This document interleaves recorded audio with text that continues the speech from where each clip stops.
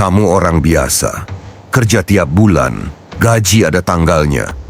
Dan mungkin kamu pernah mikir begini, walau jarang kamu ucapkan keras-keras, sebenarnya hidup saya ini aman tidak ke depannya? Bukan karena kamu malas, bukan karena kamu nggak usaha. Justru karena kamu sudah kerja keras tapi tetap merasa rapuh. Hari ini masih aman. Bulan ini masih jalan. Tapi sedikit kejadian tak terduga saja langsung deg-degan. Dan anehnya, banyak orang menganggap perasaan ini normal. Padahal ini tanda ada yang salah. Kalau uang yang kamu hasilkan setiap bulan cuma cukup untuk menutup bulan itu juga, berarti hidup kamu berdiri di atas tanah yang tipis. Kelihatannya kokoh, tapi sebenarnya gampang goyah. Dan di titik ini biasanya orang mulai berpikir, ya sudah, nanti saja dipikirkan. Fokus kerja dulu, kalau gaji naik baru beres. Masalahnya, hidup tidak pernah menunggu kamu siap. Waktu tetap jalan. Biaya hidup tetap naik. Energi kamu pelan-pelan turun. Kalau uangmu hari ini hanya hidup untuk hari ini, jangan kaget kalau masa depanmu selalu terasa kabur. Dan disinilah kenapa topik ini penting. Bikin uang kerja bukan ambisi orang kaya, tapi ini kebutuhan orang biasa. Karena orang biasa tidak punya kemewahan untuk salah arah terlalu lama. Orang kaya bisa salah beberapa kali dan masih berdiri. Sementara orang biasa salah sedikit saja, efeknya bisa bertahun-tahun. Karena di self-bank kita mikirin uang biar terus berkembang. Bukan cuman masuk lalu habis tanpa bekas. Banyak orang tidak sadar mereka bukan kekurangan uang. Mereka hanya kekurangan kesadaran kenapa uang harus mulai bekerja sekarang, bukan nanti. Kalau kamu terus menunda, dampaknya tidak langsung kelihatan. Tidak ada alarm dan tidak ada notifikasi. Yang ada cuman hidup yang terasa makin sempit, padahal kamu merasa sudah berusaha maksimal. Dan disinilah kesalahan umum terjadi tanpa perlu disebut satu-satu. Karena orang menunggu modal besar. Orang menunggu paham semuanya. Dan orang menunggu kondisi ideal. Bukan karena mereka bodoh, tapi karena mereka tidak sadar bahwa menunggu itu juga keputusan. Dan seringkali keputusan paling mahal.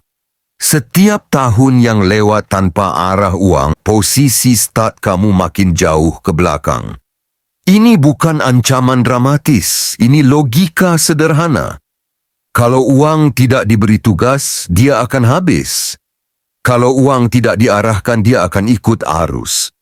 Dan arus hidup, jujur saja, jarang membawa orang ke tempat yang lebih aman dengan sendirinya.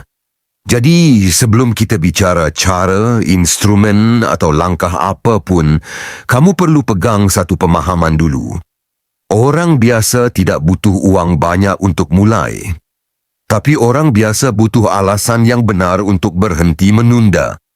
Berikutnya, kita akan luruskan satu hal yang sering bikin orang salah langkah sejak awal, yaitu apa sebenarnya arti uang bekerja versi orang biasa. Bukan versi media sosial, bukan versi spekulasi, versi yang masuk akal untuk hidup nyata. Sekarang kita lanjut dari satu kesadaran penting. Uang perlu bekerja bukan cuma lewat lalu habis. Masalahnya, banyak orang langsung salah paham. Begitu dengar kalimat uang bekerja, pikiran langsung lompat ke hal-hal ekstrim. Investasi rumit, grafik naik turun, risiko besar, cerita untung besar yang tidak jelas asal-usulnya. Padahal untuk orang biasa, makna uang bekerja itu jauh lebih sederhana. Uang bekerja itu artinya uang kamu hari ini dipakai untuk mengurangi beban hidup kamu di masa depan. Bukan untuk membuat kamu kaya mendadak. Bukan untuk bikin kamu kelihatan pintar. Ini soal fungsi, bukan sensasi. Kalau hari ini semua uang kamu hanya habis untuk hari ini, maka masa depan kamu akan menuntut lebih banyak tenaga dari tubuh kamu. Kalau sebagian uang kamu mulai diarahkan ke depan, masa depan kamu sedikit demi sedikit akan menuntut lebih sedikit tenaga. Itu saja bedanya. Dan di sini kita perlu meluruskan satu hal penting. Uang bekerja tidak selalu berarti uang menghasilkan uang secara langsung. Kadang uang bekerja itu berarti kamu punya ruang bernapas saat ada masalah. Kamu tidak panik saat ada pengeluaran tak terduga. Dan kamu bisa mengambil keputusan lebih rasional karena tidak terdesak. Itu sudah bentuk kerja yang sangat nyata. Banyak orang gagal di tahap ini karena mereka ingin hasil terlihat dulu. Padahal yang dibangun di awal justru ketenangan. Sekarang mari kita masuk lebih dalam. Untuk orang biasa, uang itu sebenarnya punya beberapa peran. Dan masalah muncul ketika semua peran itu dicampur jadi satu. Misal, uang untuk hidup hari ini, uang untuk berjaga-jaga, dan uang untuk masa depan. Kalau semuanya berada di kantong yang sama, kamu tidak pernah tahu mana yang boleh dipakai dan mana yang seharusnya dibiarkan bekerja. Akhirnya, setiap kebutuhan terasa darurat. Setiap keinginan terasa penting, dan uang selalu kalah. Di titik ini, orang sering berkata, "Saya ini belum bisa investasi, uang saya pas-pasan." Padahal seringkali masalahnya bukan di nominal, tapi di perlakuan. Uang kecil yang diarahkan dengan jelas jauh lebih berguna daripada uang besar yang dibiarkan tanpa tujuan. Karena uang yang tidak punya tujuan akan selalu mencari jalan paling mudah habis. Dan disinilah pentingnya membangun kebiasaan sebelum bicara alat. Bukan soal instrumennya dulu, tapi soal kebiasaan memperlakukan uang. Apakah setiap kali dapat uang kamu langsung memikirkan cara menghabiskannya? Atau kamu mulai membiasakan diri bertanya, bagian mana dari uang ini yang seharusnya tidak saya sentuh? Orang yang uangnya mulai bekerja biasanya tidak lebih pintar. Mereka hanya lebih disiplin dalam memberi batas. Mereka sadar bahwa tidak semua uang itu milik hari ini. Tapi sebagian adalah milik versi diri mereka di masa depan. Dan kalau kamu belum terbiasa dengan cara berpikir ini, wajar. Karena tidak ada yang mengajarkannya secara formal atau di sekolah. Tapi kabar baiknya, ini bisa dilatih. Pelan-pelan. Tanpa paksaan ekstrim. Berikutnya, kita akan masuk ke bagian yang paling penting untuk orang biasa. Yaitu bagaimana menyelaraskan cara hidup, cara berpikir, dan cara memperlakukan uang supaya semua ini bisa dijalani tanpa merasa tersiksa. Bukan jadi orang lain, bukan hidup terlalu ketat, tapi hidup dengan arah yang lebih jelas. Sekarang kita sampai di bagian yang sering dilewati orang, padahal justru disinilah semuanya diuji. Penyelarasan. Karena jujur saja paham konsep itu satu hal. Menjalankannya di hidup nyata itu hal lain. Karena kamu tetap orang biasa. Kamu tetap harus kerja. Dan kamu tetap punya kebutuhan, tanggung jawab, dan keinginan.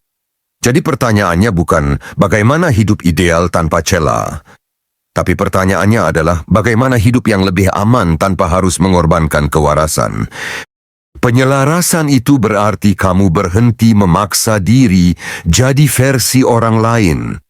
Kamu tidak perlu hidup ekstrim. Kamu juga tidak perlu merasa bersalah setiap kali menikmati hasil kerja. Yang perlu kamu lakukan adalah memberi arah yang konsisten pada uangmu. Artinya, sebelum memikirkan uang bertumbuh besar, kamu pastikan dulu satu hal. Hidup kamu tidak mudah runtuh. Orang yang uangnya mulai bekerja biasanya memulai dari sini.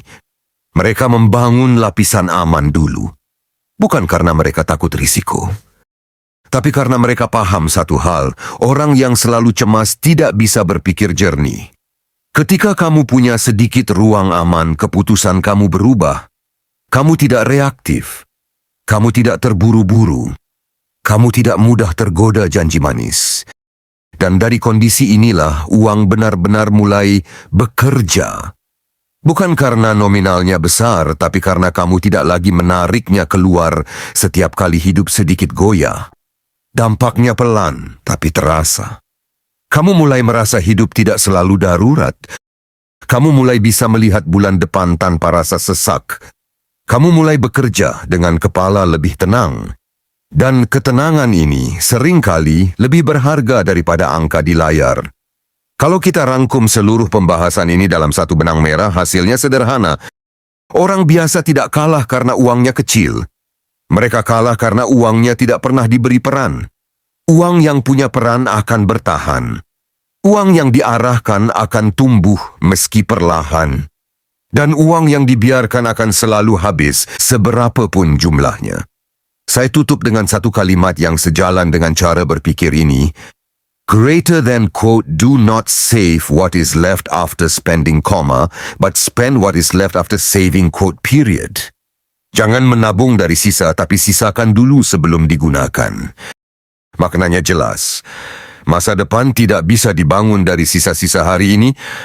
Sekarang terapan sederhana untuk kamu setelah video ini. Tidak perlu langsung mengubah hidup. Tidak perlu memotong semua kesenangan. Cukup mulai dengan satu kebiasaan kecil. Setiap kali kamu menerima uang, tanyakan satu hal sebelum menggunakannya. Berapa nominal dari uang ini yang seharusnya saya lindungi? Kalau pertanyaan ini mulai jadi kebiasaan, arah hidup kamu pelan-pelan akan berubah. Dan seperti biasa, karena di Self-Bank kita mikirin uang biar terus berkembang, bukan cuma bertambah, tapi juga membuat hidup lebih aman dan tenang. Kalau kamu merasa pembahasan ini relevan dengan kondisi kamu, tulis di komentar. Saya mau mulai memberi arah pada uang saya. Subscribe kalau kamu ingin belajar keuangan dengan cara yang waras dan membumi. Dan kalau kamu ingin mendukung channel ini supaya terus membuat konten jujur tanpa sensasi murahan, kamu bisa jadi member Self-Bank. Sampai bertemu di pembahasan berikutnya.